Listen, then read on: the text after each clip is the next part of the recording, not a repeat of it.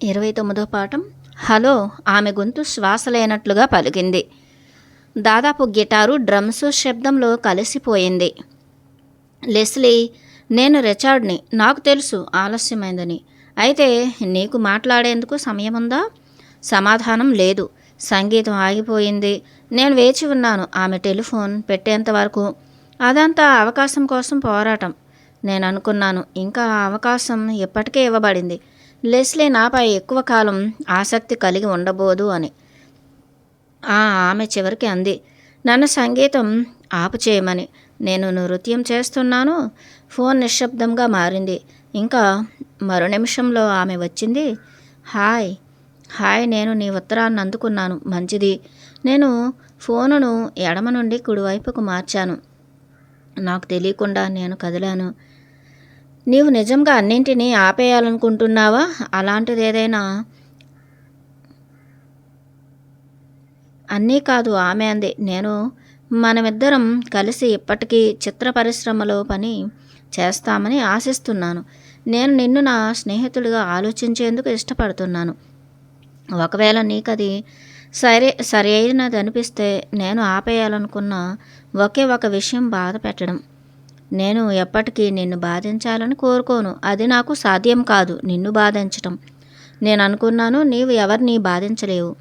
నీవు మొదట నీవు బాధ పెట్టుకోవటం నేర్చుకోనట్లయితే. బాగుంది. అది ఎలాగైనా బాధ పెట్టింది, ఆమె అంది. నేను ఊహిస్తున్నాను, నేను తెరచి ఉంచిన సంబంధ బాంధవ్యాలలో సరిగా లేనని. మొదట అది బాగుంటుంది, కానీ తర్వాత మనం చాలా ఆనందంగా కలిసి ఉన్నాం. మనం అలాంటి వెచ్చని ఆనందాలను పొందాము, ఇద్దరము కూడా. ఎందుకు ప్రజలు విచ్ఛిన్నం చేస్తారు? వేరువేరుగా ఉంచి, వారి విషయం కాకపోయినా లేదా నియమాల సారాంశాలతో అవి కేవలం పనిచేయనివి. ఎందుకు అవి పనిచేయవు? నేను ఒక పిల్లిని ఉంచుకోవటాన్ని ఉపయోగించాను, ఆమె అంది. అంబార్ దాని పేరు. పెద్ద పర్షియన్ పిల్లి. అంబార్. ప్రతి నిమిషం నేను ఇంట్లోనే ఉండేదాన్ని. మేమిద్దరం కలిసి కాలం గడిపేవాళ్ళం. ఆమె తన రాత్రి భోజనాన్ని నేను చేశాకనే చేసేది. ఇద్దరం కలిసి కూర్చుని సంగీతం వినేవాళ్ళం. రాత్రుల్లో అది నా భుజంపైనే నిద్రపోయేది. మా ఇద్దరికీ తెలిసిపోయేది రెండవ వారు ఏమీ ఆలోచిస్తున్నారో. తర్వాత అంబార్కి పిల్లలు పుట్టాయి. చాలా అందంగా దానిలాగానే ఉండేవి. ఆ పిల్లలు అంబార్ కాలాన్ని, ప్రేమను తీసుకునేవి. ఇంకా అవి నా సమయాన్ని, ప్రేమను కూడా తీసుకునేవి. ఇంకా అంబరు నేను ఏకాంతంగా గడపలేకపోయాం. మేమిద్దరం దాని పిల్లలను జాగ్రత్త చేయసాగాం. మేము మా ప్రేమను అంతటా పరిచాం. నేను తన పిల్లలు వచ్చాక ఎన్నడూ అంతకు ముందున్నంత దగ్గరగా గడపలేదు. ఇంకా తను నాతో అంత దగ్గరగా ఉండలేదు, అది చనిపోయేంత వరకు. అంతరంగపు లోతుల్లో మనం మరొకరి పట్ల అనుభూతించేది మన జీవితాల్లోని ఇతరులు ఎంతమందితోనో కలిసి ఉన్నదానితో తలక్రిందులుగా ముడిపడి ఉంటుందా? నేను అడిగాను. అప్పుడు భయం అనిపించింది, ఆమె దాన్ని విక్రిస్తుందేమోనని. నేను ఒకరికొకరం ప్రత్యేకంగా అని నువ్వు భావిస్తున్నావా? అవును. నేను ఎందరో స్త్రీ స్నేహితురాలను ఒప్పుకున్నాను మొదట. నీవేమి చేశావు? నీ వ్యాపారం అంతా చేయి దాటిపోయినప్పుడు. కానీ ఎప్పుడైతే డెబోరా నీతో వచ్చినప్పుడు, డెబోరా నియమం ప్రకారం నీవు చెప్పినట్లు నేను హఠాత్తుగా గుర్తించాను వాస్తవాన్ని. అది నీవు నీ అంతరంలో వెనక్కు జరిగావని, ఇంకా ఆ పన్నుగడలో నన్ను భాగం చేశావని. నేను దానిని కోరలేదు రిచార్డ్. నీకు తెలుసా, నేను నీ వద్ద నేర్చుకున్నానని. నేను ఏది సాధ్యమవుతుందో నేర్చుకున్నాను. ఇంకా ఇప్పుడు నేను గట్టిగా పట్టుకోవాలి. నేను ఏమి అనుకున్నానో, మనం కలిగి ఉన్న దానిని గూర్చి నేను ఎవరికో చాలా దగ్గరగా ఉండాలని, నేను గౌరవించి ఇంకా ప్రశంసిస్తూ ప్రేమిస్తూ ఉండాలని, వారు కూడా నా పట్ల అలాగే ఉండాలని కోరుకున్నాను. అదంతా వట్టిది. నేను దానిలోని వాస్తవాన్ని తెలుసుకున్నాను. నేను దేనికోసమైతే వెతుకుతున్నానో నీవు దానికోసం వెతకటం లేదని, నేను కోరేదాన్ని నీవు కోరటం లేదని. నేను ఊపిరి పీల్చడం ఆపేశాను. నేను కుర్చీ భుజంపై కూర్చున్నాను. నా చుట్టూ కిటికీలో నుండి చిక్కన చీకటి ఆవరించింది. నేనేమి కోరుతున్నానని నీవు అనుకుంటున్నావు? నేను అడిగాను. సరిగ్గా నీవు ఏమి కలిగి ఉన్నావంటే, నీకు కొద్ది మాత్రమే తెలిసిన చాలామంది, ఇంకా నీ పట్ల ఏమాత్రము జాగ్రత్త లేని స్త్రీలు కలిగి ఉన్నావు. ఇంకా సారము లేని సల్లాపాలు, పరస్పర వాడుక, ప్రేమించే అవకాశం లేని వారిని. అది నరకాన్ని గూర్చిన నా ఆలోచన. నరకం ఒక ప్రదేశం, ఒక కాలం, ఒక చైతన్యం. రిచర్డ్, అక్కడ ప్రేమ అన్నదే ఉండదు. మహాకష్టం. దాని నుండి నన్ను వదిలేయ్.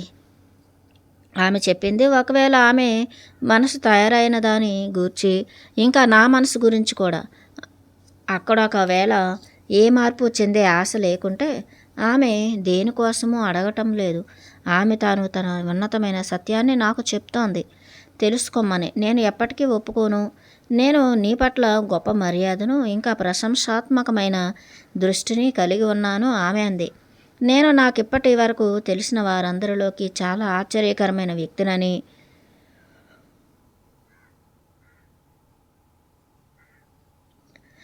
చాలా ఆశ్చర్యకరమైన వ్యక్తివని అనుకుంటున్నాను. ఇప్పుడు నేను నీ గురించిన విషయాలను చూడటం మొదలుపెట్టాను.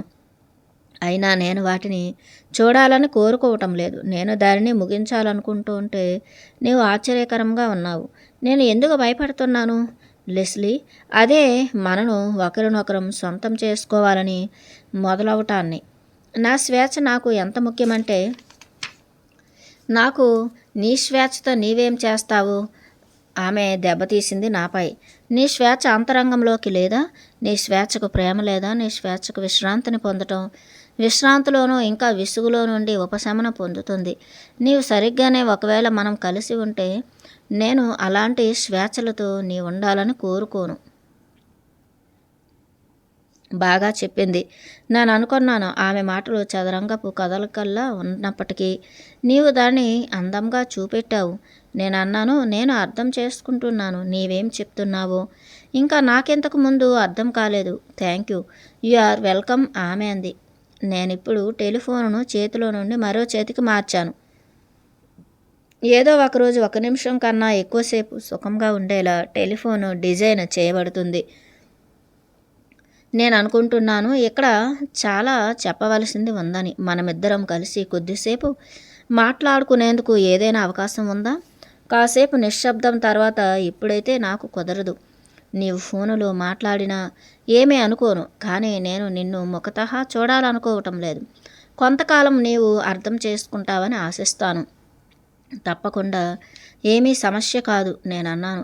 నీవు ఇప్పుడు ఎక్కడికైనా వెళ్తావా? లేదు, నేను ఫోనులోనే ఉంటాను.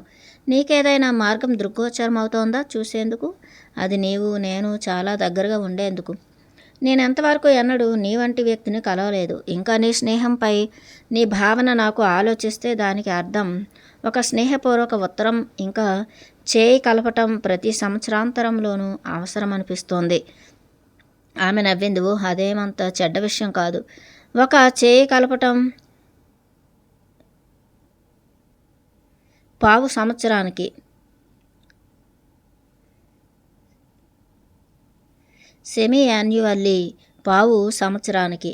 అప్పటి నుండి మనం అలాంటి మంచి స్నేహితులం. కేవలం ఎందుకంటే మన ప్రేమ వ్యవహారం అంతం కాలేదు రిచర్డు. అంటే అది ఓడిపోయిందని అర్థం కాదు. మనం దాని నుండి ఏమి నేర్చుకోవాల్సి ఉన్నామో దాన్ని నేర్చుకున్నామని నేను ఊహిస్తున్నాను. నేను మాట్లాడుతున్న స్వేచ్ఛ కూడా బహుశా దానిలోని పెద్ద భాగమేమో. బహుశా అదే స్వేచ్ఛగా మారుతుందేమో వేరుగా తర్వాతి వారానికి ఈ రోజునున్న దాని నుండి. ఇంకా ఒకవేళ ఇద్దరు వ్యక్తులు వేరువేరు దిక్కులను మార్పు చెందుతూ ఉంటే, నేను అన్నాను, ఒకవేళ మనం వేరువేరు దిక్కుల నుండి మార్పును సంతరించుకుంటే అప్పుడు మనం ఎలాంటి భవితవ్యాన్ని కలిగి ఉంటామంటావా? నేను అనుకుంటున్నాను, ఇద్దరు వ్యక్తులు ఒకరినొకరు మార్చుకుంటే అది సాధ్యమని. కలిసి ఎదుగుతూ ఇంకా ఒకరినొకరు నాశనం చేసుకునే బదులు ఒకరినొకరు పెంచుకుంటే సాధ్యం. 1+1 మొత్తం 2. ఒకవేళ వారిద్దరూ సరైన వారైతే అది అపారము కదూ. కానీ ఒకవేళ ఆ ఒక వ్యక్తి ఎదుటి వ్యక్తిని త్రవ్వి క్రింద పడివేస్తే, ఆ వ్యక్తి బెలూన్లాగా పైకి పోవాలని కోరుకుంటే రెండో వ్యక్తి చచ్చేంత బరువు అవుతారు. నేనెప్పుడు ఆశ్చర్యపోతాను. ఏమిటి, ఒకవేళ ఒక స్త్రీ ఒక పురుషుడు ఇద్దరు బెలూన్ల వలె పైకి ఎగరాలని కోరుకుంటే ఎలాగుంటుంది అని ఆమె అంది. నీవు అలాంటి జంటలను చూసావా? కొద్ది ఆమె అంది. ఎక్కడైనా ఇద్దరు ముగ్గురు. ఇంతవరకు నాకు తెలీదు. నేను ఆమెకు చెప్పాను. మంచిది, నాకు తెలుసు ఒక్కటి. నాకు తెలిసిన అందరిలో ఒక ఆనందమయమైన వివాహం. మిగిలిన వారంతా స్త్రీ ఆనందంగా ఉంటే పురుషుడు బరువుగా లేదా మరోది విధంగా లేదా ఇద్దరూ బరువుగా 2 బెలూన్లు అందంగా ఉండేది అపురూపం. నేను అనుకున్నాను మనం అలా ఉంటామేమోనని. ఆమె అంది. అది చాలా బాగుంది. అవును, నీవేమనుకుంటున్నావు? దానికి ఏది కావాలో నేను అన్నాను. ఏది మన ఇద్దరిని తిరిగి అలా కలిపి ఉంచేందుకు సాధ్యం చేస్తుంది? నేను గుర్తించాను ఆమె చెప్పాలనుకుంటోందని. ఏదీ లేదు, కానీ చెప్పలేకపోతోంది. ఎందుకంటే అది చాలా వేగంగా మాట్లాడేది కాదు. ఆమె దాని గురించి ఆలోచిస్తోంది. అలా నేను ఆమెను ఒత్తిడి చేయను, తొందర పెట్టను. మార్గం ఉంది మనకు, నేను అనుకోలేదు. ఆ మార్గంలో అది మనలను ఏదైనా కలుపుతుందని నేను దాన్ని కోరలేదు. నేను తీవ్రంగా ప్రయత్నించాను. నేను మారేందుకు. నీవు వెళ్ళిపోయాక నేను ఇతర పురుషులతో కూడా ప్రయత్నించాను. ఒకవేళ నీ పరిపూర్ణ మహిళను నేనైతే ఎలా సంతులనం చేస్తున్నానో అలా పరిపూర్ణ పురుషుడి కోసం అదే పని చేయలేదు. విసుగు విసుగు విసుగు, మూర్ఖత్వంతో కాలయాపన. నేను నీ వేడుక స్త్రీలలో ఒకదాన్ని కాదు, రిచర్డ్ ఆమె మెల్లగా చెప్పసాగింది. నేను చాలా మార్చుకున్నాను. నేను మారగలనన్న నమ్మిక కలిగినంతగా. ఒకవేళ నీవు నాతో దగ్గరగా ఉండాలని కోరుకుంటే మార్పు చెందవలసింది నువ్వే. నేను బిగుసుకుపోయాను. నా శ్రేయస్సు కోసం నీవు నాలో ఏ రకమైన మార్పులను సూచిస్తావో ఆ చెత్త విషయం తను ఏదో ఒకటి నేను ఒప్పుకోలేని దానిని చెప్పాలి. నేను అనుకున్నాను, ఇంకా అది అంత చెడ్డగా ఏమీ ఉండదులే ఇప్పుడు మేమున్న దానికంటే అని. కొద్దిసేపు తను ఆలోచించింది. నేను సూచిస్తాను. అది మనం ఒక ప్రత్యేకమైన ప్రేమ వ్యవహారాన్ని మన శ్రేయస్సు కోసం నువ్వు నేను మాత్రమే చేయాలి. ఒకవేళ మనం ఇద్దరము 2 బెలూన్లలా ఎగిరే అవకాశం కోసం నేను అప్పుడు స్వేచ్ఛగా ఉండలేనే. నేనిప్పుడు నా అందరూ స్త్రీ స్నేహితురాళ్లను చూడటం ఆపేయాలా ఒక్కసారిగా? అవును, నీతో కలిసి నిద్రించే అందరు స్త్రీలతోనూ ఇంకే ఇతర ప్రేమ వ్యవహారాలు ఉండకూడదు. ఇప్పుడు నిశ్శబ్దంగా ఉండటం నా వంతు అయింది. ఇంకా ఆమె శాంతంగా ఫోన్ లైన్లోనే వేచి ఉంది. నేను వేటగాళ్ల వలలో చిక్కిన కుందేలులా అనుభూతించాను. ఆ పురుషులు ఎవరైతే అలాంటి నియమాలకు ఒప్పుకుంటారో వారికి నేను సారీ చెప్తున్నాను. వాటిలో రంధ్రాలు చేయబడ్డాయి. ఇంకా వారు బ్రతికి ఉండేందుకు ఎలా కానిస్తున్నారు? కానీ నిరాయుధులుగా. ఇంకా అప్పటికి నేను వింత వేరుగా ఉన్నాను. నేను లెస్లీతో ఉన్నాను. కేవలం ఆమెతో మాత్రమే నేను నాకు ఇష్టమైన వ్యక్తిలా ఉన్నాను. ఆమె దగ్గర నేను సిగ్గుపడలేదు లేదా అసహ్యించుకోలేదు. ఆమె నేను ప్రశంసించాను. ఆమె వద్ద నేర్చుకున్నాను. ఒకవేళ ఆమె నాకు ప్రేమించడాన్ని నేర్పించదలుచుకుంటే నేను కనీసం ఆమెకు ప్రయత్నించే అవకాశం ఇవ్వాలి. మనం ఎంత వేరైన వ్యక్తులం లెస్లీ. నీవు నేను మనం వేరుగాను, మనం ఒకే విధంగాను ఉన్నాం. నీవనుకుంటున్నావు. నీవు ఎన్నడూ కనుగొనలేదు ఒక పదాన్ని చెప్పేందుకు. ఒక స్త్రీకి ఎవరైతే విమానాలు నడపలేరో వారికి నేను ఊహించలేను. నాకుగా నేను ఒక సంగీతాన్ని ప్రేమించని వ్యక్తితో కాలం గడుపుతానని. అది ఎలాగుంది ఎలా లేదన్నది ముఖ్య విషయం కాదు. ఆసక్తి ఉందా లేదా అన్నదే విషయం. ఎందుకంటే మనమిద్దరం వేరువేరుగా ఉన్న మన ప్రపంచాలను మార్చుకోవచ్చు. మన ప్రేమలను ఉల్లాసాలను ఒకరికొకరం ఇచ్చుకోవచ్చు. నీవు సంగీతం నేర్చుకోవచ్చు, నేను విమానం నడపటం నేర్చుకోవచ్చు. ఇంకా అదే ఉన్న ఒక ప్రారంభం. నేను అనుకుంటున్నాను అది మనం జీవించినన్నాళ్ళు తీసుకువెళ్తుందని. మనం దాని గురించి ఆలోచిద్దాం. నేను అన్నాను. మనమిద్దరం వివాహం చేసుకున్నాం. దగ్గర వివాహం చేసుకున్నామనుకో. మనమిద్దరం భయాలు ప్రమాణాలు చేసుకున్నాం మరోసారి పొరపాటు చేయమని. నీకు మరో మార్గం ఏమీ కనిపించటం లేదు. మనిద్దరినీ కలిపి ఉంచేందుకు ప్రయత్నించటానికి. వివాహంతో ఉండి ప్రయత్నించాలంటావు. నాకు కొన్ని సూచనలు ఇవ్వు ఆమె అంది. నేను చాలా సంతోషంగా ఉన్న మార్గం ఇది లెస్లీ. చాలా సంతోషం సరిపోదు. నాకు నేనుగా అంతకన్నా సంతోషంగా ఉండాలి. ఇంకా నేను దాన్ని చేస్తాను నీ మాట వినకుండా. పారిపోయేందుకు క్షమాపణలు, నన్ను ఆపమని, నాకు వ్యతిరేకంగా గోడలు కట్టమని. నేనొక్కదాన్నే నీ ఏకైక ప్రేమికురాలుగా, లేదంటే నేను నీ ప్రేయస్ని కాదు. నేను ప్రయత్నించాను నీ సగం మార్గ విషయాన్ని, ఇంకా అది పని చేయలేదు నాకు. మరి అది చాలా కష్టం. వివాహానికి ఎలాంటి అవధులున్నాయి. నేను వివాహాన్ని నీ అంతగా అసహించుకుంటాను రిచర్డ్. అది మనుషులను డల్గా చేసేవేస్తుంది. ఎప్పుడైతే అది వంచకులుగా వారిని చేస్తుందో లేదా బందిఖానాలు బంధిస్తుంది. నేను నీకన్నా ఎక్కువ కాలం నుండి దానిని దూరంగా ఉంచుతున్నాను. నేను విడాకులు తీసుకుని 16 సంవత్సరాలైంది. కానీ ఈ విషయంలో నేను నీకన్నా వేరే మార్గంలో నేను అనుకుంటాను. మరో విధమైన వివాహం గూర్చి. అది మనలను స్వేచ్ఛగా ఉంచాలి, అంతకన్నా ఎక్కువగా ఒంటరిగా ఉండాలి అని. అక్కడ చాలా చిన్న అవకాశం నీవు చూడవచ్చు. అయితే నీవు ఆ మార్గాన్ని అనుసరించవచ్చు. 1 గంట క్రితం నేను చెప్పాను, అక్కడ ఏమాత్రం అవకాశం లేదని. నేను ఒక్క ఆలోచనల్లో కూడా లేను నీవు ఫోన్ చేస్తావని. ఓహ్, నీకు తెలుసు నేను కాల్ చేస్తానని. లేదు, ఆమె అంది. నాకు తెలిసినంత వరకు నా ఉత్తరాన్ని నీవు విసిరి కొడతావు. ఆ తర్వాత నీ విమానంలో ఎక్కడికో ఎగిరి వెళ్తావనుకున్నాను. మనస్సును చదువుతుంది నేను అనుకున్నాను. నేను ఆ దృశ్యాన్ని మరోసారి గుర్తు చేసుకున్నాను. మాంటో నాకు పారిపోవటాన్ని చాలా పని. కొత్త దృశ్యాలు, కొత్త స్త్రీలు. అయితే అది విసుగు కలిగిస్తుంది. దాన్ని గురించి ఆలోచించినా కూడా నేను అలా చేశాను. నేను అనుకున్నాను అది ఎలాగుంటుందో, దానిలోని ప్రతి మొక్క పైకి ఎలా తేలి వస్తుందో నాకు తెలుసు. అది నన్ను మార్చలేదు, కదిలించలేదు. అది ఒక నటన, దానికి అర్థమేమీ లేదు. అలా నేను ఎగిరి వెళ్ళిపోతే ఏమిటిట? ఒక్క మాట కూడా చెప్పకుండా నేను ఎగిరి వెళ్ళను. నీవు నా పట్ల పిచ్చిగా ప్రవర్తించినా నిన్ను వదిలిపోను. నేను నీ పట్ల పిచ్చిగా ప్రవర్తించను. నేనున్నాను కేవలం పిచ్చిగా చాలు. నేను కలిగి ఉన్న ఆ చక్కని స్నేహాన్ని అంతం చేసేందుకు. విను రిచార్డు, నిజంగా నీ పట్ల నేను పిచ్చిగా ఉండను. ఆ రాత్రి నేను కోపంగా ఉన్నాను, ఇంకా విసుక్కున్నాను. ఆ తర్వాత నేను బాధపడ్డాను, నేను ఏడ్చాను. కానీ కాసేపు అయ్యాక నేను ఏడుపు ఆపేశాను. ఇంకా నీ గురించి బాగా ఆలోచించాను. ఇంకా నేను చివరకు అర్థం చేసుకున్నాను, నీవు చాలా మంచి వ్యక్తిగా ప్రవర్తించావని. ఎలా అలా ఉండాలో నీకు తెలుసని. అది నువ్వు జీవించాలనుకున్న విధానం. నీవు దానిని మార్చే వరకు అది మారదు. ఇంకా ఎవరూ దాన్ని మార్చలేరు, నీవు తప్ప. నేనెందుకు పిచ్చిగా నీ పట్ల ఉండాలి?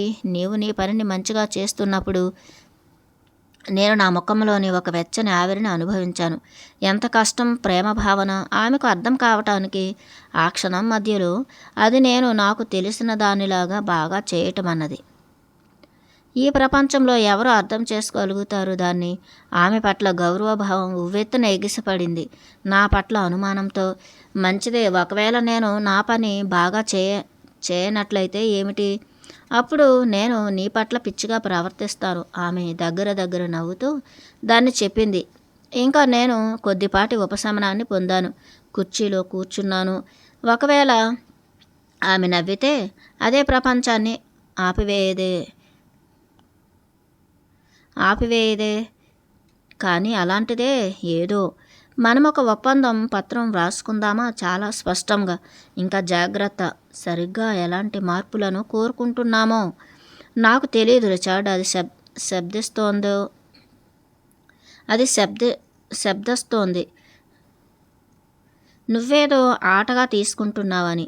ఇంకా అది చాలా ముఖ్యమైనది. దానికి ఆటగా. ఇంకా నీవు నీ పురాతన వాక్యాలతో, నీ పాత ఉదాహరణలను అడ్డు పెట్టుకుని ఆటలాడకు. నేను కోరుకోవటం లేదు వాటిని. ఒకవేళ నీవు వాటితో నాకు వ్యతిరేకంగా పోరాడితే, ఒకవేళ నేను నీ స్నేహితురాలినని మళ్ళీ రుజువు చేస్తూనే ఉండాల్సి వస్తుంది. నేను నిన్ను ప్రేమిస్తున్నానని, ఇంకా నేను నిన్ను బాధ పెట్టదలుచుకోవటం లేదని, నాశనం చేయననే లేదా చచ్చేంతగా విసుగు పుట్టించనని రుజువు చేయవలసి వస్తుంది. అది మరీ బాగోదు. నేను అనుకుంటున్నాను నీవు నన్ను మంచిగా తెలుసుకుంటే చాలని. ఇంకా నీవు తెలుసుకోవాలి నువ్వు నా గురించి ఎలా అనుభూతిస్తున్నావో. ఒకవేళ నీవు భయపడితే భయపడు. నేను నిన్ను వెళ్ళనిస్తాను. నేను దానిని మంచిగా అనుభవిస్తాను. నిజంగా నేను మనం వదిలేద్దాం. అప్పుడే మనం స్నేహితులం, సరేనా? ఆమె చెప్పిన దాని గురించి నేను ఆలోచించను. నేను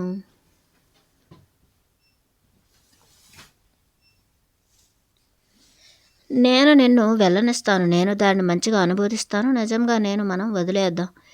అప్పుడే మనం స్నేహితులం, సరేనా? ఆమె చెప్పిన దాని గురించి నేను ఆలోచించాను. నేను సరిగా ఉండటానికి చాలా ఉపయోగిస్తాను.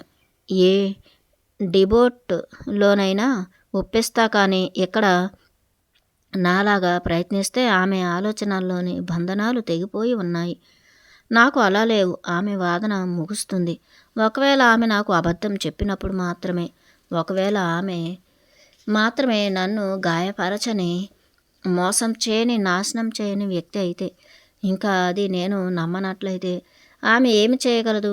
ఎవరికైనా నాకు తెలిసినంత వరకు ఆమె నాకు ఒకరోజు చేస్తే, ఇంకా నేను ఆమె ఎవరినైనా మోసం చేయటాన్ని కానీ, బాధ కలగాలని కోరుకోవటాన్ని కానీ చూడలేదు. ఆమెకు కీడు చేసిన వారినైనా సరే ఆమె క్షమిస్తుంది. ప్రతి ఒక్కరిని చెడ్డ భావనలు లేవు. నేను ఆ మాటను చెప్పుకున్నాను. ఆ నిమిషంలో నేను ఆమెకు చెప్పాలనుకున్నాను, అది నేను ఆమెతో ప్రేమలో ఉన్నానని. నీవు నీకు చేతనైనంత బాగా చేస్తావు, అంతేనా? నేను అన్నాను. అవును, నేను చేస్తాను.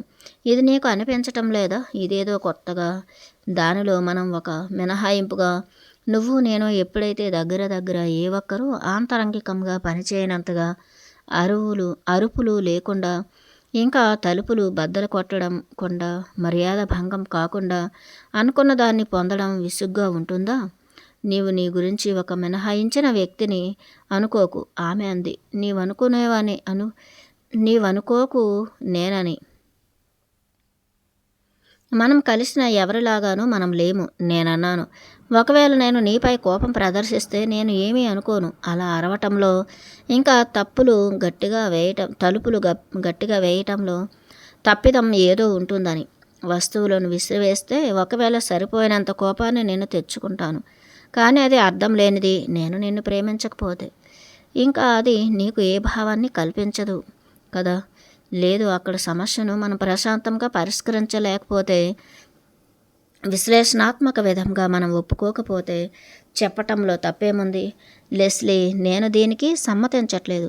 ఇంకా ఇవిగో దానికి కారణాలు అని చెప్పటంలో. ఇంకా అప్పుడు నువ్వు చెప్పావు, రిచార్డ్, అది అలా అని. నీ కారణాలు నన్ను ఒప్పిస్తే అది ఇంకా మంచి విధానం కదా. ఇంకా దానితో ఆ సమస్య తీరిపోతుంది. పగిలిన గాజు పెంకులు ఎత్తవలసిన పని లేదు, తలుపులు బాగు చేయించాల్సిన పని లేదు. అలా నీవు కోరుకోకు, ఆమె అంది. అరుపులు నేను భయపడినప్పుడు వస్తాయి, నీవు నా మాట వినిపించుకోనప్పుడు వస్తాయి. నీవు నా మాట వింటూ కూడా అర్థం చేసుకోనప్పుడు వస్తాయి. ఇంకా నేను నిన్ను భయపెట్టాలని అలా చేస్తాను. నీవు చేసే పని మనిద్దరిని బాధ పెడుతుందని, ఇంకా ఇద్దరం బాధపడాల్సి ఉంటుందని, ఇంకా నేను వాటిని తొలగించేందుకు. ఇంకా ఒకవేళ నీవు వినకుంటే నీవు వినేంతగా, సరిపోయినంత గట్టిగా చెప్పి నీకు వినిపిస్తాను. నీవు నాకు చెప్తున్నది, ఒకవేళ నేను నిన్ను వినకుంటేనే నీవు అరుస్తావని, నీకు వింటే అరవాల్సిన అవసరం నీకు లేదని. అవును, సాధారణంగా నేను అరవను, ఆమె అంది. ఒకవేళ ఎప్పుడైనా అరిచానంటే కొద్ది నిమిషాల్లోనే అది పూర్తవుతుంది. దాన్ని నా పద్ధతిలోంచి బయటకు పంపేసి నేను ప్రశాంతంగా ఉండిపోతాను. ఆ కాసేపు నేను అమ్ముల పొదిలో బంతిల కర్టైన్ల పైకి చూస్తూ గడపాలంటావు. ఒకవేళ నీవు కోపాన్ని కోరుకుంటే రిచార్డ్, నీవు నన్ను పిచ్చిదాన్ని చేయకు. నేను ప్రశాంతంగా, చక్కగా ఒదిగిపోయే వ్యక్తిత్వంలో పెరిగాను. నేను వెంట్రుక వాసి తేడా జరిగిన తుపాకీ పేల్చేయాలని ప్రతి చిన్న విషయానికి కలుగు చేసుకోను. కానీ నువ్వు నాకిప్పటి వరకు తెలియని చాలా స్వార్థపూరిత వ్యక్తివి. నాకు నా కోపం అవసరం. నిన్ను నా వైపు చేర్చుకోవటానికి మనమిద్దరము సరిగా చాలినంతగా సరిపడా తెలుసుకోవాల్సి ఉంది. నేను నీకు చెప్పాను చాలా కాలం క్రితం, నేను చాలా స్వార్థపరుణ్ణని నేనన్నాను. నీకు నేను ప్రమాణం చేస్తున్నాను, అది నేను ఎల్లవేళలో నేను ఏది ఆలోచిస్తున్నానో అలాగే ఉంటానని. అది నా గొప్ప ఆసక్తి అని ఇంకా నేను ఆశిస్తున్నాను. నీవు అలాగే చేస్తావని. నీ వివరణ నుండి నన్నొదిలేయ్ దయచేసి ఆమె అంది. అది ఎప్పుడు నీ గురించి ఆలోచించకపోవటం వల్ల అయితే నీవు దాన్ని చేస్తావనుకుంటున్నా. అది నిన్ను బహుశా ఒకరోజు సంతోషపెట్టవచ్చు.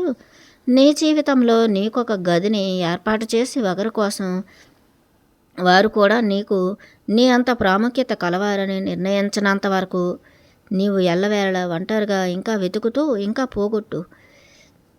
మేము గంటల కాలం మాట్లాడుకున్నాం. మా ప్రేమ భయంకరమైన క్షమగా విశాల దృక్పథం 12 అంతస్తుల భవనపు అంచు వరకు అనుకునేంతగా ఒక్క దూకుతో అప్పటికప్పుడు దాన్ని రక్షించేందుకు ప్రయత్నాన్ని ఆపేసేంత వరకు ఎదిగింది.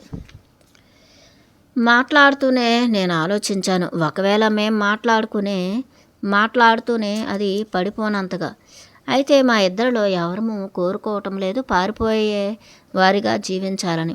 అయితే అది బలంగా తెలివిగా మారేంత వరకు ప్రతి కామెంటు పంచుకున్న ప్రతి ఆలోచన అంచుపై గాలిని విసురుతోంది.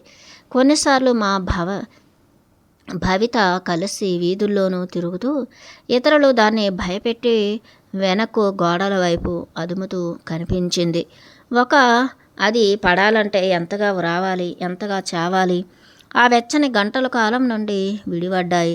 మేము ఒకరికొకరు విషయంగా మారినప్పుడు నేను శ్వాసే లేకుండా సంతోషంతో ఈ స్త్రీ ఎవరా అని ఆలోచించినప్పుడు అవన్నీ కూడా దారి తీస్తున్నాయి. ఏమీ లేదు, చండాలం కన్నా ఏమీ లేదు. ఈ భయంకరమైన పోవటంలో ఉంటున్నాయి. ఒకరిని ప్రేమించేందుకు కనుగొనటంలోని రహస్యం ఒకసారి ఆమె నాకు చెప్పింది. మొదటగా ఎవరినైనా ఇష్టపడిన వారిని కనుగొనాలి. మనం దానికోసం మనతో చాలా కాలం గడిపిన స్నేహితులు ప్రేమికులుగా మారుతారని. ఆమెను నేను ఇష్టపడ్డాను, ప్రశంసించాను, పూర్తిగా విశ్వసించాను. ఇప్పుడు చాలా వరకు మంచి అంశమే సంతులనం చేస్తోంది. ఒకవేళ మా క్షమాగుణం జారిపోతే ఆ ఊకీలు పడిపోయి చనిపోతాయి. హాగీ పట్టుకుని ఒక మంత్రగత్తై ఒక శృంగార దేవత రక్షిస్తుంది. ఆ బాంతా చనిపోతుంది. చదరంగం, చిత్ర నిర్మాణం, ఇంకా సూర్యాస్త సమయాలు చేసి మెరుపులు మెరిపిస్తాయి. నేను ఎప్పటికీ జాన్సన్ సెబాస్టియన్ సంగీతాన్ని మళ్ళీ వినలేను. ఎప్పటికీ అతని సంగీతంలోని ఆర్ద్రత రహస్యాలను తెలుసుకోలేను. ఎందుకంటే నేను వాటిని నేర్చుకున్నదే ఆమె దగ్గర. మరే ఇతర సంగీతకారుని వద్ద అది లేదు. ఆమె ఆలోచన లేకుండా నేను పూలను చూడలేను. ఎప్పటికీ ఎవ్వరూ నాతో అంత దగ్గరగా మళ్ళీ రారు. చాలా గోడలు కట్టి పైన బోల్టులు పెట్టి ఇంకా తర్వాత లోపల అలాంటి గోడలనే కట్టి ఇంకా చాలా స్పైక్స్. నీవు గోడలు కట్టాల్సిన అవసరం లేదు రిచర్డ్, ఆమె అరిచింది. ఒకవేళ మనం మరలా చూడకూడదు ఒకరినొకరం అనుకుంటే నీకు తెలీదా? ఆ గోడలు రక్షించలేవని. అవి నిన్ను స్పర్ధుణ్ణి చేస్తాయి. ఆమె నాకు సహాయం చేసేందుకు ప్రయత్నిస్తోంది. ఆ ఆఖరి నిమిషాల్లో మేము మా ఊర్ధాత్మలను వేరుపరిచాం. ఈ స్త్రీ నాకు నేర్పించాలనుకుంటోంది మేమిద్దరం ఒకరినొకరం ఎలా వదులుతాం. ఇంకా హాగీ, ఆమె అంది. హాగీ అలా కాకూడదు. అతను చనిపోకూడదు. ప్రతి జూలై 11న నేను ప్రమాణం చేస్తున్నా. నేను ఒక చాక్లెట్ చిప్ హార్ట్ఫర్డ్ సండీ. ఇంకా గుర్తుంచుకో నా ప్రియమైన హాగీ. ఆమె గొంతు జీరపోయింది. ఆమె ఫోనును దిండులోకి వత్తేయటాన్ని నేను విన్నాను. ఓ లెస్లీ వద్దు, నేను అనుకున్నాను. వింటుండటం అన్నది ముంచి వేసే రెక్కలు చేసే నిశ్శబ్దం. అది కరిగిపోతోందా? మా 2 పట్టణాలు ఒక వివాహం ఒక్కసారే వచ్చి ఆ జీవితకాలాన్ని మాత్రమే కడిగివేస్తుందా? బురదగా ఇంకా దినవారీ ప్రపంచాన్ని. ఎవరు అలా మమ్మల్ని చంపేది? ఒకవేళ ఎవరైనా బయటవారు మాపై పడి మమ్మల్ని వేరు చేస్తారా? మేమిద్దరం కలిసి పోరాడి అతన్ని చీల్చి చెండాడి నరకానికి పంపిస్తాం. ఇక తర్వాత ఇది ఒక అంతరంలోని పని. బయటపడిన వాడిని నేనే. ఒకవేళ మేము ఆత్మ సహచరులమా? నేను ఆలోచిస్తున్నప్పుడు ఆమె వెక్కిళ్ళు పెడుతోంది. ఒకవేళ మేము మా మొత్తం జీవితకాలాన్ని వెతుక్కోవటం కోసమే గడిపామా ఏమిటి? మేము కలిసాం, ఇంకా పంచుకున్నాం. ఈ భూమిపై ప్రేమ ఎలా ఉంటుందో వెంటనే రుచి చూసాం. ఇంకా ఇప్పుడు నా భయాల వల్ల మేము విడిపోయేందుకు, ఇంకా ఎప్పటికీ కలవకుండా ఉండేందుకు ప్రయత్నిస్తున్నామా? ఇంకా నా మిగిలిన జీవితకాలం మొత్తం నేను ఒక్కసారి ముందుగా కనుగొన్న దానికోసం వెతకటానికి, ప్రేమించేందుకు చాలా భయపడుతూ గడుపుతానా ఏమిటి? అసాధ్యమైన కాకతాళీయం నేను అనుకున్నాను. అది దారితీసింది మేమిద్దరము వివాహ బంధంలో ఉన్నప్పుడో, లేదా వివాహ బంధంలో ఉన్నప్పుడో కాకుండా ఇద్దరము ప్రతి క్షణం కారణాత్మక విశ్లేషణలతో మేలుకొని ఎరుకతో చూస్తున్నప్పుడు మాలో ఎవ్వరము నటనలోనో, రచనల్లోనో, ప్రయాణాల్లోనో, సాహసాల్లోనో లేదా మరో విధంగా గుడ్డిగా జీవిస్తున్నప్పుడు జరగకుండా జరిగింది. మేము ఒకే గ్రహంపై ఒకే కాలంలో ఒకే వయస్సుల్లో ఒకే విధమైన సాంప్రదాయాల్లో పెరిగిన స్థితిలో కలిసాం. మేము కొన్ని సంవత్సరాలకు పూర్వం కలిసుంటే ఇలాగుండేది కాదు. సంవత్సరాలు ముందుగా కలిసినట్లయితే ఇంకా మేము కాలచక్రంలో వెనక్కి ప్రయాణించాల్సి వచ్చేది. ఆ సమయం సరి అయినది కాక ఇంకా అది ఎప్పటిగా సరిచేయబడేది కాదు. నేను ప్రశాంతంగా ముందుకి వెనక్కి కదిలాను. ఒక అర్ధచంద్రాకారం టెలిఫోన్ కార్డుపై ఏర్పడింది. ఒకవేళ నేను 10 సంవత్సరాలు లేదా 20 సంవత్సరాలు ఆమెను వదిలేస్తే అప్పుడు ఆమె ఎక్కడుంటుంది? ఒకవేళ నేను 10 సంవత్సరాల తర్వాత సొంతమో అయితే ఆమె నాకు మళ్ళీ కనిపించకపోతే, ఆమె ఇల్లు ఖాళీ చేసి ఎక్కడికైనా వెళ్ళిపోతే అడ్రస్ లేకుండా, ఒకవేళ ఆమె చనిపోతే ఎవరైనా ఆమెను చంపేస్తే, అలా ఎవరో ఆమెను చంపితే నేను తెల్లవారి కూడా వెళ్ళకుంటే.